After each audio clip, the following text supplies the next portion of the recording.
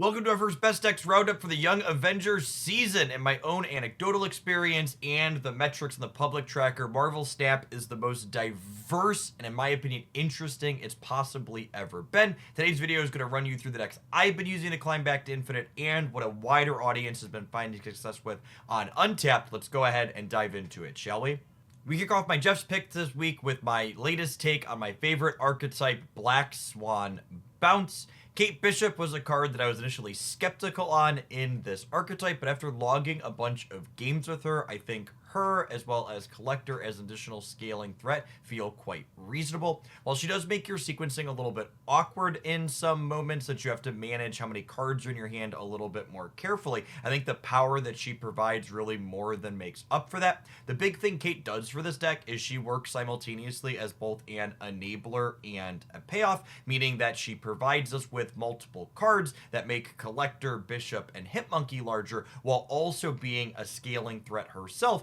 thanks to her arrows having 4+ points of power, with the basic arrow being one that you can bounce to your hand and scale it up to 7 or even 10 points in some situations. Kate also makes our Black Swan game plan a lot more potent in the games where Falcon is either shy or we have to play him early, since she gives us a glut of 1 energy cards to play out on that final turn of the game. Her Acid Arrow that flips across the board also makes our Titania Clog subplan a little bit more potent in key spots, and really, she just feels like she hums along excellently with a lot of different parts of this deck, adding a lot of value in a lot of the games that I play. If you're missing Kate Bishop as a free-to-play player, this deck was definitely playable before her. You move Collector and Kate back to Angela and either Nocturne or Sasquatch, and you go on with your happy day. I'd like to apologize in advance for unleashing this next Jeff's pick upon the world. This Marvel Boy Legion Lockout deck is something we cooked up on stream that felt like it had a lot of potential, and in the few hundred matches logged on Untapped since then, it looks like that could really be the case. Our base game plan here is really straightforward. We play Storm on turn 4, and then on turn 5, before that location locks up, we either Legion it directly or Blink Storm into Legion to lock up the entire game board, effectively deleting turn 6. We ensure that we're winning these 5-turn games by playing out a ton of cheap cards, especially ones like Sunspot, Nebula, and Marvel Boy that can continue scaling up on the last turn of the game when your opponent's typically going to not be making any plays. The thing that felt really impressive to me about this deck wasn't just the lockout, though. It was the fact that the stats from Marvel Boy and the utility from Legion and location variant smoothing from things like Storm individually felt really consistent and powerful, and I was winning a lot of games on turn 6 that I wasn't just fully locking out. As far as needed cards go, this deck list is unfortunately the furthest thing from budget friendly possible. Our entire bottom row there, Sandstorm, I think are important series 4 and 5 cards to make this deck come along. You have a little bit of flexibility in the top row. White Widow could be another generically good 2 energy card like Lizard, and Nebula could be another 1-drop that powers up with Marvel Boy, but in general, you definitely need Kate, Jeff, Marvel Boy, Blink, and Legion for this one, in my opinion.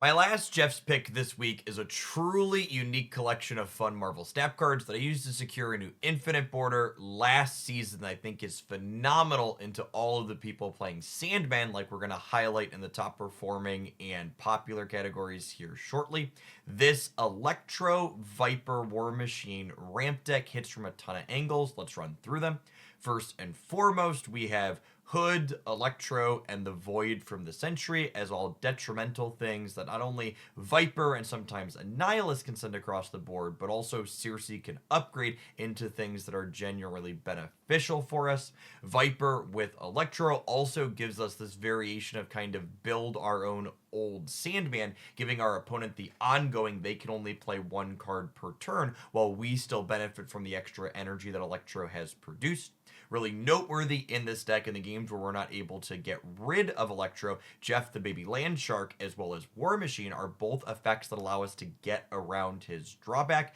In particular, if we have Electro out and then we War Machine on turn 5, we'll conveniently have 7 energy on turn 6, so we can still slam down Infinite and Demon that the hood has created for us. This deck list also has fun lines like after you clear an Electro on turn 4, you can pass with 6 energy on turn 5 and then slam She-Hulk, Infinite, and a Demon on turn 6. You can also just do Sentry, Hood, Annihilus things. Really, it just hits from a ton of different angles, and it's especially powerful when you're queuing into the same opponent because they're never going to know how exactly you're going to be hitting them and what with.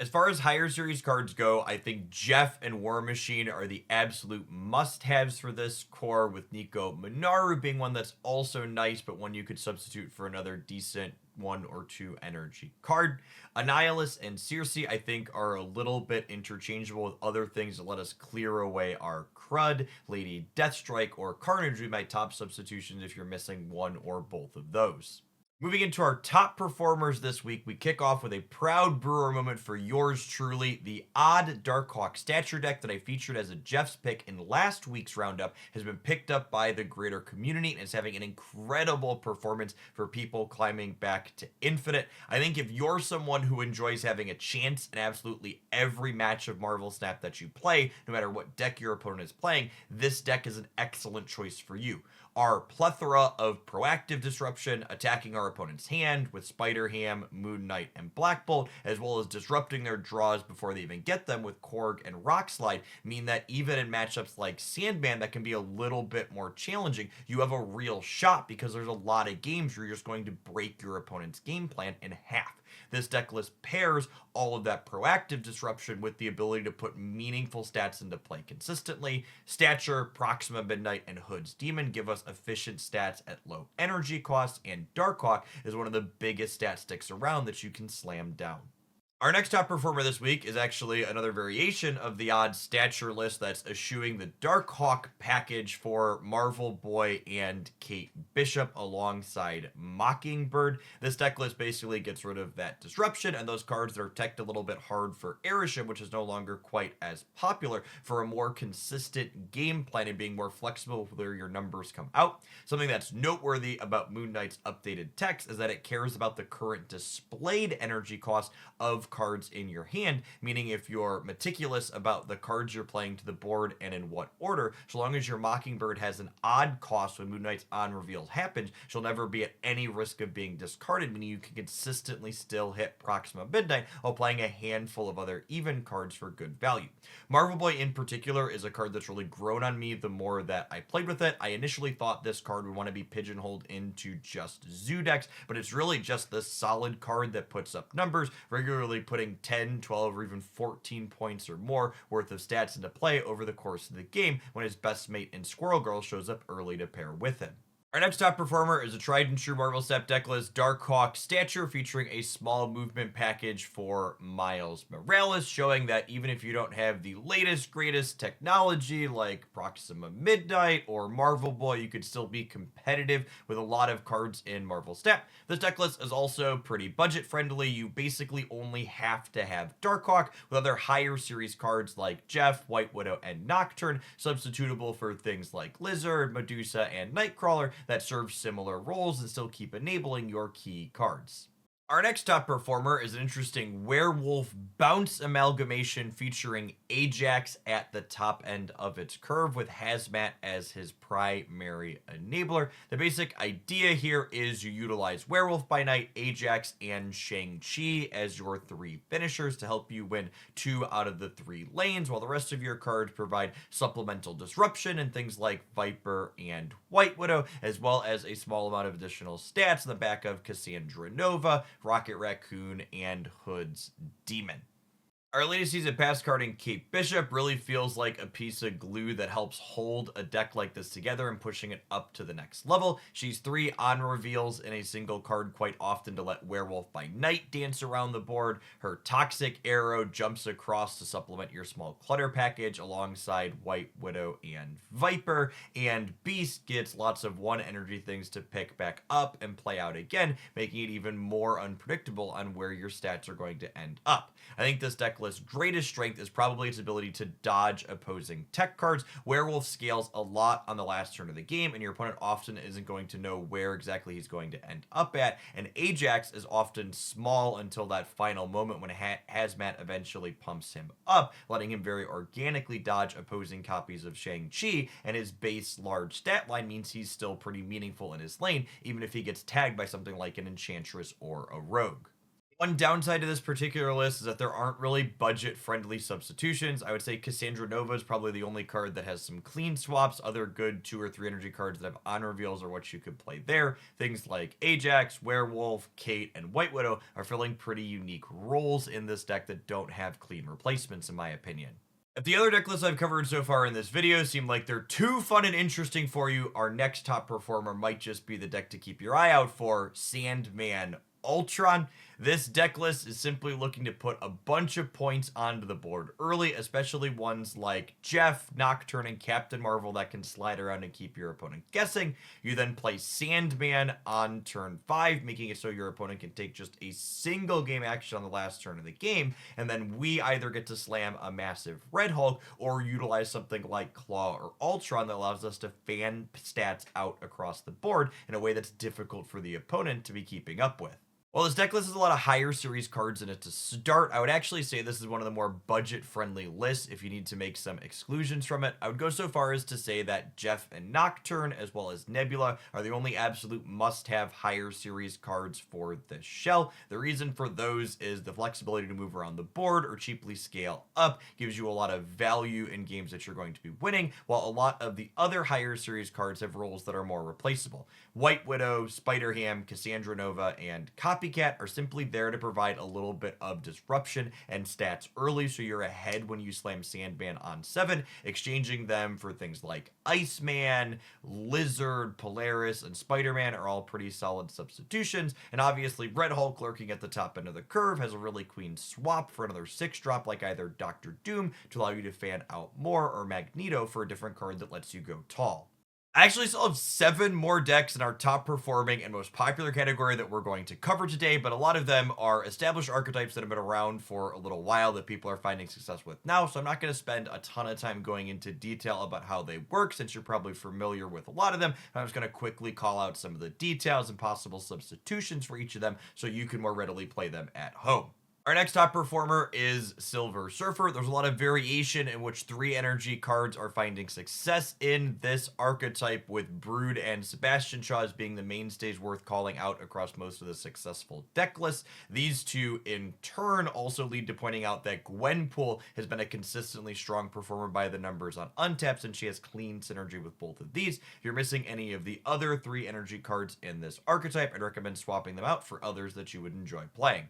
Discard Collector is comfortably putting up stats, especially after its recent Apocalypse buff back to 8 points of starting power. I think this archetype in particular is well positioned to all the Sandman decks that are going around, since you're often just playing out 1 card on the last turn of the game, and you're frequently playing out scaling, growing cards like Morbius, Collector, and Dracula to get under the lockout that they're looking to set up. MODOK and Proxima are important for consistency in this archetype, while Corvus Glade can easily be substituted out for a different card that's a discard enabler. The Athena, Angela, Kitty Pryde, Hope Summers core continues to see play and find success with a variety of the details changing around, with this movers focused build featuring Captain Marvel and Gwenpool definitely being the most successful per the numbers on Untapped. This archetype is definitely one of the more expensive ones, with the only higher series cards that really cleanly substitute for other things being Cassandra Nova and Copycat in my opinion. You can easily swap in other 3 energy cards that provide tech like Mobius or Red Guardian, or things that practically put stats into play like Gladiator or Spider-Man.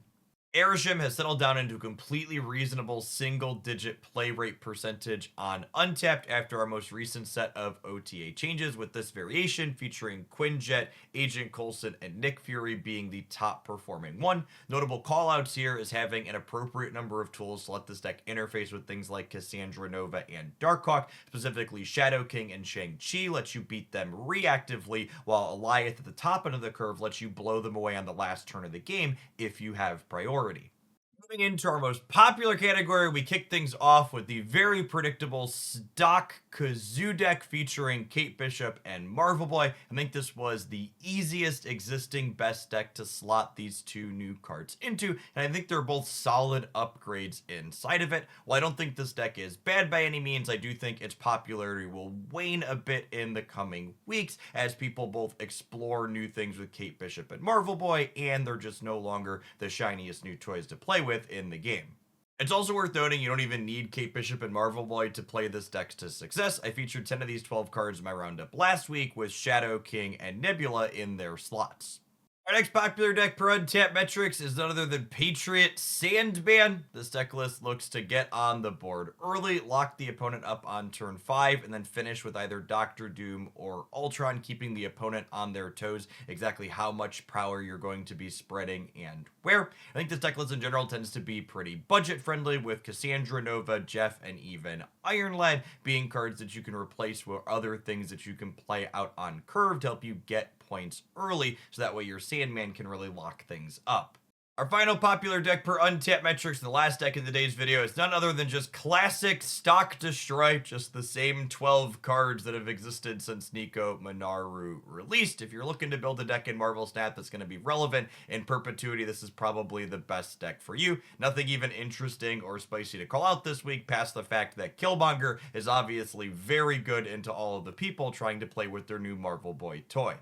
I've just been having an absolute blast playing Marvel Snap lately since they redesigned Professor X and Leech and Dr. Octopus. They've just gutted a lot of the toxic play patterns that suck to play against. While Sandman is still rearing his ugly head a little bit, I think it's worth acknowledging that that card has a much stricter deck building requirement than those other 5 drops did, which means they're also often more telegraphed, giving you more time to make good decisions to play around it leading into that last turn of the game. If you want to see me having fun rocking a bunch of these deck lists, be sure to check out my highlights channel linked in the video description down below, where I post cuts from my live stream 7 days a week featuring lots of different decks like my Jeff's picks that I featured here today. Also, make sure you snap the like button on this video if you enjoyed my roundup and are subscribed to this channel so you don't miss any of these best deck highlights each week, or my best collector's cache videos, or all sorts of other game news updates for Marvel Snap here as soon as they're relevant.